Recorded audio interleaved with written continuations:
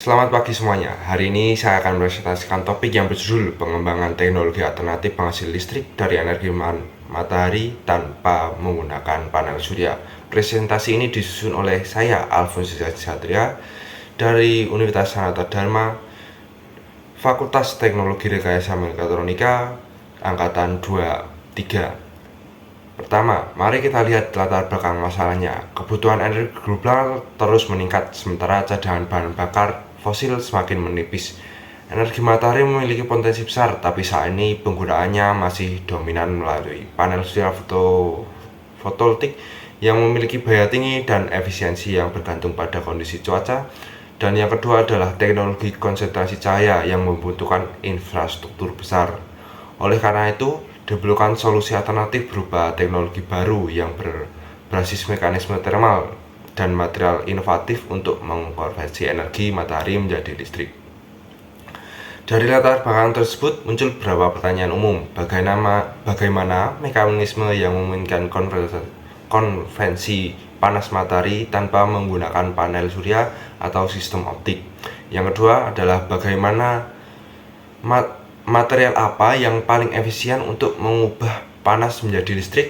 Yang ketiga adalah bagaimana teknologi ini dapat diterapkan di berbagai kondisi geografis tanpa memerlukan penyesuaian kompleks.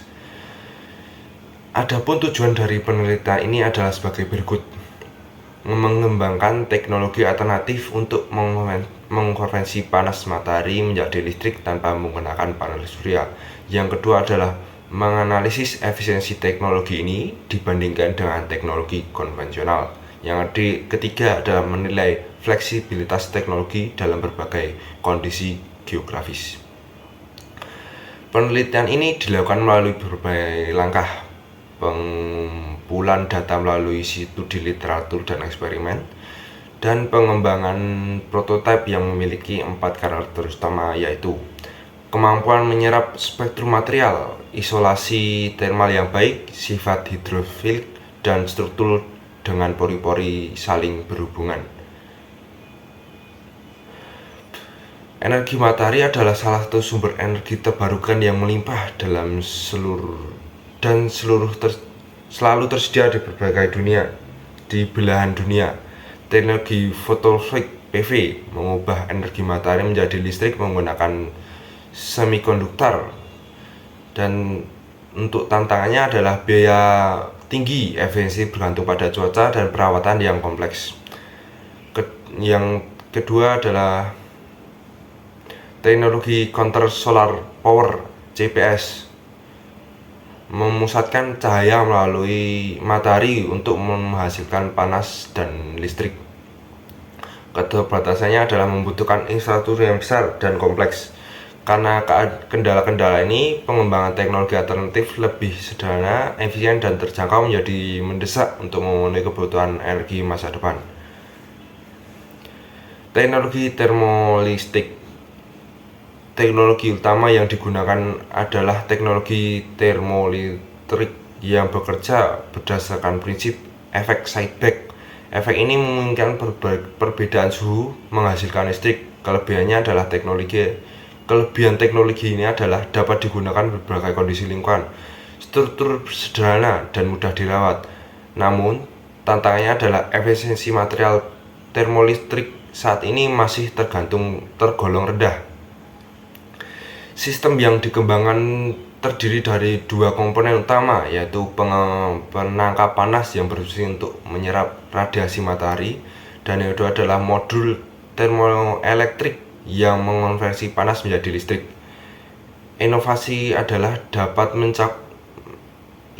dalam desain mencakup penggunaan lapisan penyerapan selektif untuk meningkatkan efisiensi, dan permukaan dengan luas kontak maksimal untuk mengoptimalkan penyerapan panas. Hasil evaluasi menunjukkan bahwa sistem ini mampu menghasilkan listrik secara stabil meskipun intensitas matahari berfluktuasi. Keunggulannya teknologi ini meliputi biaya produksi yang lebih rendah dibandingkan teknologi konvensional dan instalasi yang lebih sederhana. Teknologi ini memiliki potensi penerapan yang luas, terutama di wilayah-wilayah seperti daerah terpencil dengan akses energi terbatas dan wilayah dengan intensitas cahaya matahari rendah. Selain itu, teknologi ini ramah lingkungan karena tidak menghasilkan emisi rumah kaca dan mengurangi ketergantungan pada bahan bakar fosil. Namun, ada beberapa tantangan yang perlu diatasi, yaitu meningkatkan efisiensi material termoelektrik, mengoptimalkan integritas sistem. Di sisi lain, terdapat peluang besar berupa biaya produksi yang lebih rendah dan potensi dukungan dari pemerintah dan industri melalui insentif. Sebagai kesimpulan, teknologi alternatif ini memiliki potensi besar untuk menjadi solusi energi terbarukan yang efisien dan murah. Tantangan utama adalah meningkatkan efisiensi material termoelektrik, namun teknologi ini memiliki peluang besar untuk diadopsi secara luas. Sebagai saran, diperlukan penelitian lebih lanjut, terutama pada material inovatif seperti nano dan komposit, serta uji coba skala besar di berbagai kondisi geografis. Demikian presentasi dari saya. Terima kasih atas perhatian Anda. Saya ucapkan terima kasih.